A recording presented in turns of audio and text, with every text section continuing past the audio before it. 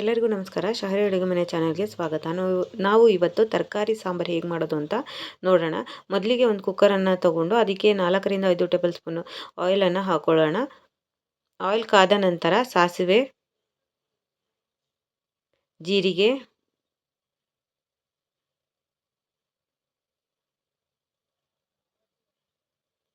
ಬೆಳ್ಳುಳ್ಳಿ ಒಂದಿಷ್ಟು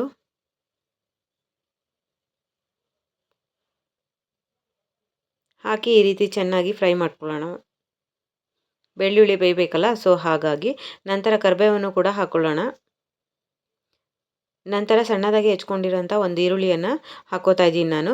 ಎಲ್ಲನೂ ಚೆನ್ನಾಗಿ ಈ ರೀತಿ ಒಂದು ಅರ್ಧ ನಿಮಿಷಗಳ ಕಾಲ ಫ್ರೈ ಮಾಡ್ಕೊಳ್ಳೋಣ. ಈರುಳ್ಳಿಯಲ್ಲಿರುವಂಥ ನೀರಿನ ಅಂಶ ಹೋಗಬೇಕು, ಅಲ್ಲಿವರೆಗೆ ಈ ರೀತಿ ಚೆನ್ನಾಗಿ ಫ್ರೈ ಮಾಡ್ಕೊಳ್ಳೋಣ.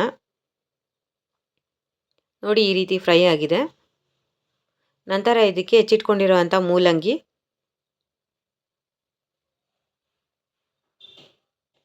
ಬೀನ್ಸ್, ಆಲೂಗೆಡ್ಡೆ, ಸ್ವಲ್ಪ ಬೇಳೆಯನ್ನು ಹಾಕಿದ್ರೆ ಸಾಕು. ಇಲ್ಲಿ ನಾನು 2 ಟೈಮ್ಸಿಗೆ ಆಗೋಷ್ಟು ಸಾಂಬಾರನ್ನು ಮಾಡ್ತಾಯಿದ್ದೀನಿ. ನಂತರ ಈ ರೀತಿ ಚೆನ್ನಾಗಿ ಎಣ್ಣೆಯಲ್ಲಿ ಮಿಕ್ಸ್ ಮಾಡ್ಕೊಳ್ಳೋಣ. ತರಕಾರಿ ಆದಷ್ಟು ಎಣ್ಣೆಯಲ್ಲಿ ಬಾಡಿಸ್ಕೊಳ್ಳೋಣ. ತರಕಾರಿಯನ್ನು ಎಣ್ಣೆಯಲ್ಲಿ ನಾವು ಈ ರೀತಿ ಮಿಕ್ಸ್ ಮಾಡಿ ಬಾಡಿಸ್ಕೊಳ್ಳೋದ್ರಿಂದ ಸಾಂಬಾರ ಟೇಸ್ಟು ತುಂಬ ಚೆನ್ನಾಗಿರುತ್ತೆ. ತುಂಬ ಸಿಂಪಲ್ಲಾಗಿ ಏನಿಲ್ಲ ಅಂದರೂ ಒಂದು 10 ಮಿನಿಟ್ಸ್ ಒಳಗಡೆ ಈ ಸಾಂಬಾರನ್ನ ನಾವು ರೆಡಿ ಮಾಡ್ಕೊಂಡ್ಬಿಡ್ಬೋದು. ಒಂದು ಸಣ್ಣದಾಗಿ ಹೆಚ್ಕೊಂಡಿರೋಂಥ ಟೊಮೊಟೊನ ಮತ್ತು ಅರಿಶಿನದ ಪುಡಿಯನ್ನು ಹಾಕಿ ಚೆನ್ನಾಗಿ ಮಿಕ್ಸ್ ಮಾಡ್ಕೋತಾ ಇದ್ದೀನಿ. ನೋಡಿ, ಈ ರೀತಿ ಚೆನ್ನಾಗಿ ಮಿಕ್ಸ್ ಮಾಡ್ಕೋಬೇಕು. ಆದಷ್ಟು ತರಕಾರಿಯನ್ನು ಎಣ್ಣೆಯಲ್ಲೇ ಬೇಯಿಸ್ಕೊಳ್ಳೋದಕ್ಕೆ ಮಾಡೋಣ. ಯಾಕೆಂದರೆ ಎಣ್ಣೆಯಲ್ಲಿ ಬೇಯೋದ್ರಿಂದ ತನ್ನ ತರಕಾರಿ ಹಸಿ ಮೇಲೆಲ್ಲ ಹೋಗುತ್ತೆ. ನಂತರ ಹರಳುಪ್ಪನ್ನು ನಾನಿಲ್ಲಿ ಯೂಸ್ ಮಾಡ್ತಾಯಿದ್ದೀನಿ. ನಿಮ್ಮ ಮನೇಲಿ ಯಾವುದು ಉಪ್ಪಿದೆಯೋ, ನನಗೆ ಟೇಸ್ಟ್ ಗೊತ್ತಾಗಲ್ಲ, ಉಪ್ಪಾಗ್ಬಿಡತ್ತೆ, ಅದು ಗೊತ್ತಾಗಲ್ಲ ಅಂದವರು ನೀವು ಪುಡಿ ಉಪ್ಪನ್ನು ಬೇಕಾದರೂ ಯೂಸ್ ಮಾಡ್ಕೊಬೋದು. ನಂತರ ಈಗ ತರಕಾರಿ ಬೇಯೋದಕ್ಕೆ ನಾನು 2 ಲೋಟ ನೀರನ್ನು ಹಾಕೋತಾ ಇದ್ದೀನಿ. ಹಾಕ್ಕೊಂಡು ಈ ರೀತಿ ಮುಚ್ಚಳ ಮುಚ್ಚಿ 2 ವಿಷಲ್ನ ಬರ್ಸ್ಕೊತೀನಿ. ನಂತರ ಅದು ವಿಷಲ್ ಬರೋ ಹೊತ್ತಿಗೆ ನಾವಿಲ್ಲಿ ಮಸಾಲೆಯನ್ನು ರೆಡಿ ಮಾಡ್ಕೊಂಬಿಡೋಣ. ಒಂದು ಜಾರನ್ನು ತೊಗೊಂಡು ಅದಕ್ಕೆ ಒಂದು ಸಣ್ಣದಾಗಿ ಹೆಚ್ಚಿದಂಥ ಈರುಳ್ಳಿ, ಒಂದು ಟೊಮಾಟೊ, ಅಚ್ಚ ಖಾರದ ಪುಡಿ 1 ಟೇಬಲ್ ಸ್ಪೂನ್, ಸಾಂಬಾರು ಪುಡಿ 1 ಟೇಬಲ್ ಸ್ಪೂನ್, ಕಾಯಿ ತುರಿ,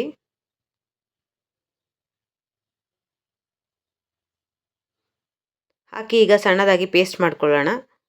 ನೋಡಿ, ಈ ರೀತಿ ಚೆನ್ನಾಗಿ ಪೇಸ್ಟ್ ಮಾಡ್ಕೊಳ್ಳೋಣ.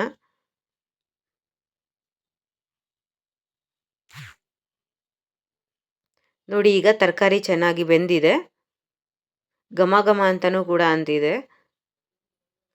ಒಂದ್ಸಲ ಈ ರೀತಿ ಚೆನ್ನಾಗಿ ಮಿಕ್ಸ್ ಮಾಡಿಕೊಂಡು ನಾವೇನು ಮಸಾಲೆ ರೆಡಿ ಮಾಡ್ಕೊಂಡಿದ್ದೀವಲ್ಲ, ಈಗ ಅದನ್ನು ಇದರೊಳಗಡೆ ಹಾಕ್ಕೊಳ್ಳೋಣ.